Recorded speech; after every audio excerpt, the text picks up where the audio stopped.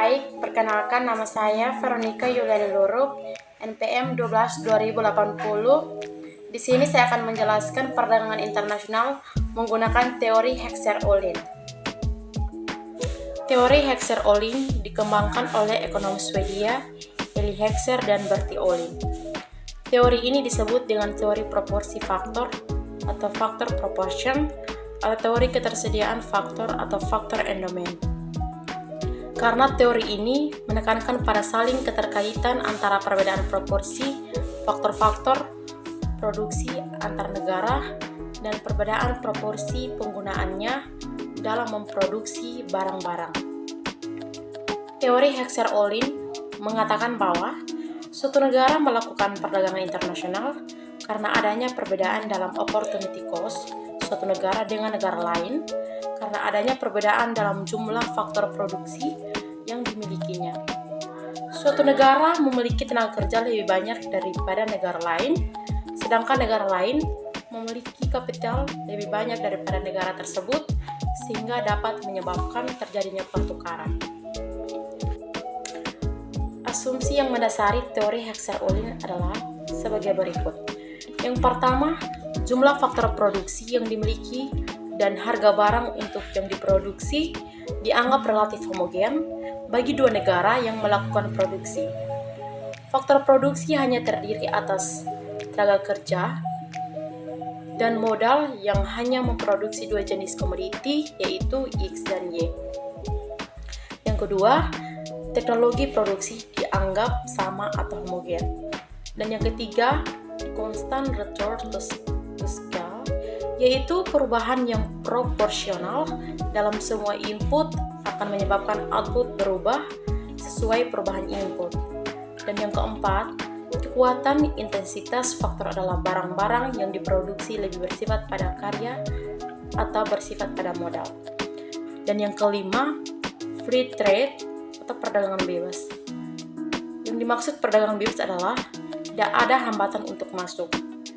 Dan yang keenam, produksi barang yang berbeda tidak membutuhkan luas lahan dan tenaga kerja dalam proporsi yang sama. Misalnya, kain diproduksi dengan padat karya atau labor intensif, sedangkan makanan diproduksi dengan padat tanah atau land intensif. Yang berikut beberapa faktor endomen menurut teori Heckscher-Ohlin adalah yang pertama, faktor tanah. Tanah merupakan elemen dari sumber alam yang memberikan kontribusi untuk memproduksi barang dan jasa. Yang berikut faktor manusia. Terdapat dua kriteria tenaga kerja, yaitu bagi negara miskin dan terbelakang memiliki tenaga kerja tanpa keahlian atau unskilled labor. Dan yang kedua, bagi negara maju, sebagian besar tenaga kerja memiliki keahlian dan banyak bekerja di sektor industri. Dan yang berikut faktor modal. Kegiatan ekonomi akan menjadi jauh lebih produktif jika semakin banyak modal yang terdapat di suatu negara. Yang berikut hipotesis teori Heckscher-Ohlin.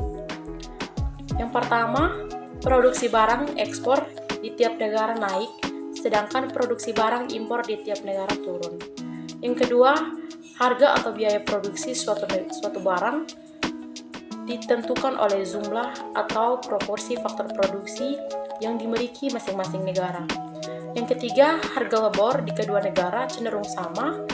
Harga barang A di kedua negara cenderung sama, demikian pula harga B di kedua negara cenderung sama. Yang keempat, perdagangan akan terjadi antara negara yang kaya kapital dengan negara yang kaya labor.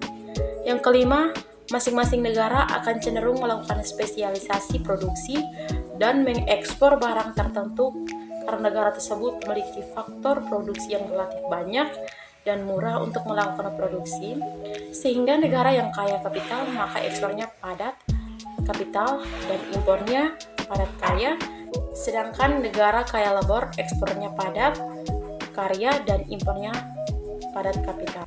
Baik, di sini referensi yang saya gunakan adalah buku ajar bisnis dan perdagangan internasional. Sekian dan terima kasih.